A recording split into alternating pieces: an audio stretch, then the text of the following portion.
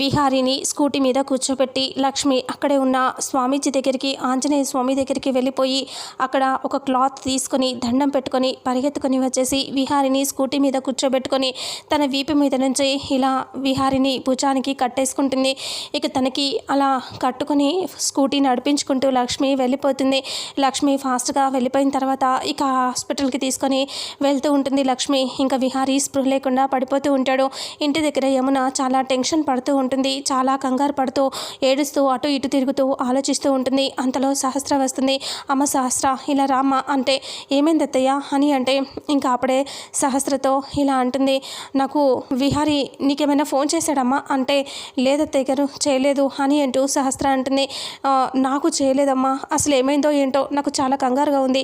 వాడు ఫోన్ మాట్లాడినప్పటి నుంచి కూడా నాకు ఏదో రకంగా ఏదో ఎన్నో ఆలోచనలు వస్తున్నాయి, చాలా భయం వేస్తుందమ్మా అంటే అప్పుడే సహస్ర ఇలా అంటుంది, మీరేమీ కంగారు పడకండి, పడొద్దు అత్తయ్య, చెప్పాడు కదా బావ ఆల్రెడీ నేను బిజీగా ఉన్నాను అని చెప్పి మనం ఎందుకు కంగారు పట్టని చెప్పు, బావ చూసుకుంటారులే అంటే లేదమ్మా విహారి గురించి నాకు చాలా భయంగా ఉంది, వాడు ఏం చేసుకున్నాడో ఏమైందో అని చెప్పి ఏదేదో ఆలోచనలు వస్తున్నాయి అని అంటూ చెప్పేసరికి సహస్ర అంటుంది, నాకు లోపల కంగారుగానే ఉందత్తయ్య, ఎందుకంటే ఆ 100 కోట్ల గురించి ఏం నిజం బయటపడుతుందో అసలు ఏం జరుగుతుందో అని చాలా భయంగా ఉంది, నాకు కూడా బయటికి చెప్పుకోలేకపోతున్నాను అంతే అని సహస్ర మనసులో అనుకుంటుంది.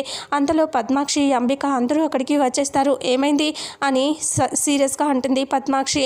ఇక యమున ఇలా చెప్తూ ఉంటుంది, విహారి గురించి కంగారు పడుతున్నాను అనేసి. ఇక ఒక్కసారిగా సహస్ర కూడా ఇలా అంటుంది, అవునమ్మా బావ వెళ్ళినప్పటి నుంచి ఫోన్ కూడా మాట్లాడలేదు కదా, అందుకే అత్తయ్య కంగారు పడుతున్నారు అంటే దానికి కంగారు పడాల్సిన అవసరం ఏంటి, వాడు బిజీగా ఉన్నానని చెప్పాడు కదా విహారి, అలాంటప్పుడు మీరు కంగారు పడి అనవసరంగా టెన్షన్ ఎందుకు అని పద్మాక్షి అంటుంది. ఇక ఒకసారి నేను స్వామీజీ దగ్గరికి వెళ్ళొస్తానని చెప్తుంది.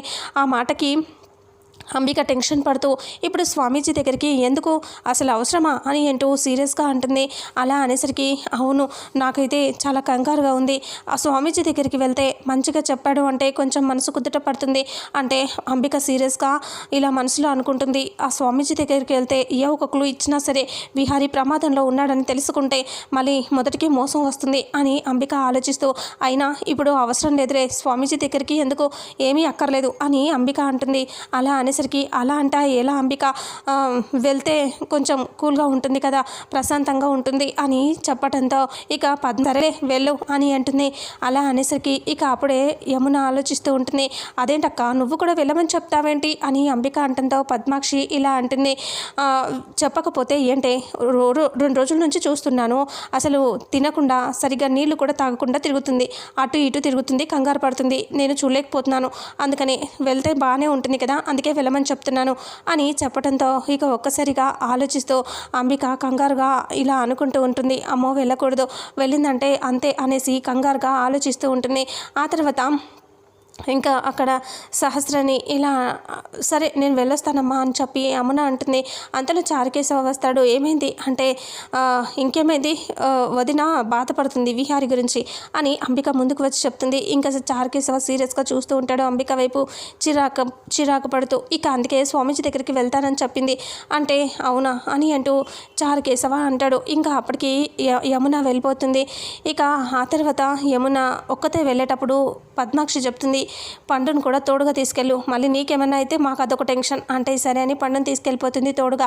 అలా వాళ్ళిద్దరు వెళ్ళిపోయాక చారుకేశవ వచ్చాక మాట్లాడిన తర్వాత వాళ్ళు ఎక్కడి నుంచి వాళ్ళు వెళ్ళిపోతారు. ఇక లక్ష్మి హాస్పిటల్కి తీసుకొని వచ్చిన తర్వాత ఇక డాక్టర్స్ అని చెప్పి అరుస్తూ ఉంటుంది లక్ష్మి.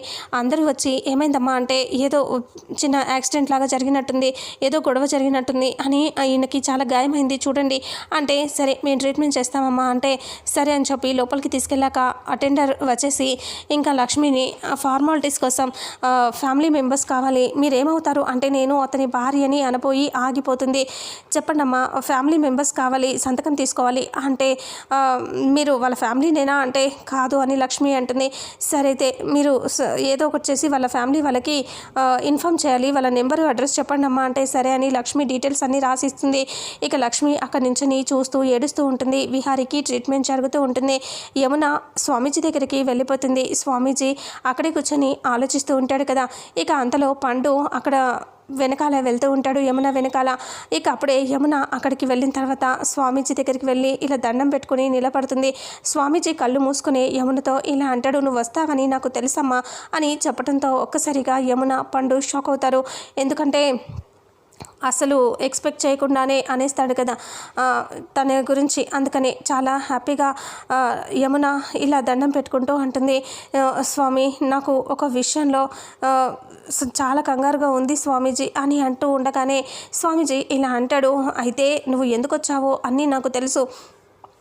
నీ కుటుంబంలో కలహాలు అన్నీ జరగటానికి కారణం నీ ఇంటి మహాలక్ష్మిని నువ్వు బాధ పెట్టడమే అని అంటూ ఇలా స్వామీజీ చెప్తాడు. ఆ మహాతల్లిని నువ్వు బాధ పెట్టావు, నువ్వు చిత్రహింసలు చేశావు. అలాంటిది నీకు మంచి ఎలా జరుగుతుందమ్మా? మీ ఇంట్లో వాళ్ళు ప్రతి ఒక్కరూ అవమానించటం, తాలిని ఎగతాళి చేయటం, అవమానపరిచి ఇంట్లో నుంచి గెంటాలి అనుకోవటం, ఇవన్నీ లక్ష్మి గురించి చెప్తూ ఉంటాడు స్వామీజీ. అప్పుడు యమున మాత్రం మనసులో ఆలోచిస్తూ సైలెంట్గా ఉండిపోతుంది. అప్పుడు స్వామీజీ చెప్తాడు, ఇవన్నీ జరుగుతున్నందుకే నీ తాలిని అవమానించినందుకే ఇన్ని కలతలు ఇవన్నీ జరుగుతున్నాయి మీ ఫ్యామిలీలో అని చెప్తాడు. అప్పుడే యమున ఆలోచిస్తూ ఇప్పుడు ఏం చేయాలి, దీనికి పరిష్కారం ఏంటి స్వామి అని అంటే అప్పుడే అయితే భగవంతుడు వేసిన బంధం, అంత మాత్రాన ఆ భగవంతుడిని మనం ఎదిరించలేం. అందుకే ఆ భగవంతుడిని ఇచ్చిన బంధాన్ని మనం సర్దుకుని వెళ్ళటమే ముఖ్యం, అంతే కదా, దాన్ని గౌరవించాలి అని అంటాడు. అయితే మీరు ఆ బంధంతోనే మీరు గీసరించాలి, ఆ బంధాన్ని ఇంట్లో మంచిగా చూసుకోవాలి మహాలక్ష్మిని.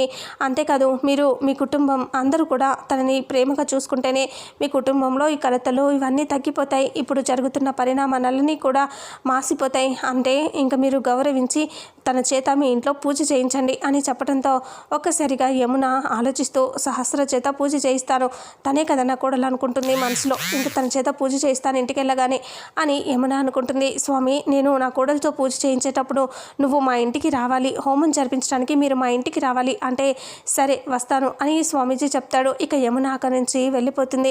ఇక ఆ తర్వాత పండు కూడా ఇలా అనుకుంటాడు, యమున సహస్రమ్మ తాళి కట్టినందుకే ఇవన్నీ జరుగుతున్నట్టున్నాయి అని చెప్పి పండు అనుకుంటాడు. ఇక అప్పుడే స్వామీజీ అలా నవ్వుతూ చూస్తూ ఉంటాడు. ఇక శివయ్య అన్నీ నీ లీలలే అని చెప్పి అనుకుంటాడు. ఆ తర్వాత యమున ఇంటికి వెళ్ళిపోతూ ఉంటుంది. ఇక ఇంటికి వెళ్ళిపోయిన తర్వాత చారుకేశవ వాళ్ళు అప్పటికి మాట్లాడుతూ ఉంటారు.